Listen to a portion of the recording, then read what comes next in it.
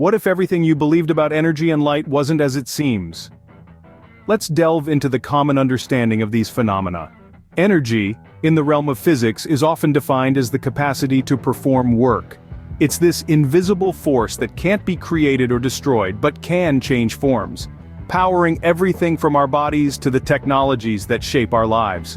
Light, on the other hand, is a type of energy, a form of electromagnetic radiation that's emitted in every direction by the sun, our very own celestial fusion reactor. Light illuminates our world, allowing us to perceive the rich tapestry of colors, shapes, and movements that make up our visual experience. These are the theories we've been taught, the theories that have informed centuries of scientific inquiry and technological innovation. But what if these accepted theories were not entirely accurate? Now prepare to question everything you've learned so far. Let's begin with energy.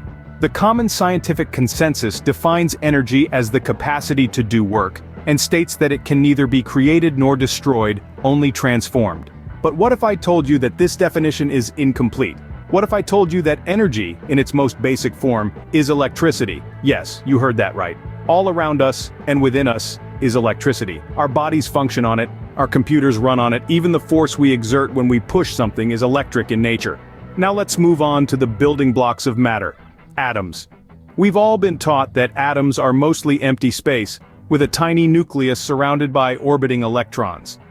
But what if atoms aren't 99.999% empty space? What if atoms are solid and indestructible? This brings us to the idea of subatomic particles, electrons, protons, and neutrons. The widely held belief is that atoms can be broken down into these particles. But what if this isn't true?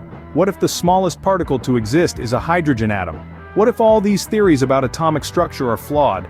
Consider the analogy of Lego blocks. If we use these blocks to build a structure, we know that the structure will be solid because the Lego blocks themselves are solid. Similarly, if atoms were not solid, they would not be able to form solid matter. This all may seem counterintuitive, and it's natural to feel resistance to such ideas. After all, these are concepts that challenge the fundamental theories we've been taught. But science is all about questioning, about pushing the boundaries of our understanding. Challenging, isn't it? But questioning is the cornerstone of scientific progress. So, let's delve into this alternative perspective on energy and light. In this paradigm, energy is not an elusive entity, but rather a tangible one: electricity. Yes, you heard it right, electricity. The power that charges your devices, the force that fuels your muscles, the element that allows wind to push water and generate power is, according to this viewpoint, the essence of energy. Now let's talk about atoms. Here, atoms are not a collection of subatomic particles whizzing around in mostly empty space. They are solid, indestructible entities. Imagine a Lego block, solid and tangible.